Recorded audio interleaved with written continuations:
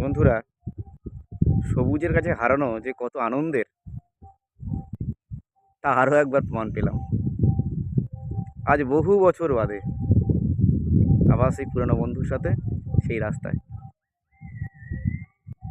সময় হয়তো অনেকটা পেরিয়ে গেছে, প্রকৃতি নিজেকে নতুন করে আবার সাজিয়ে নিয়েছে।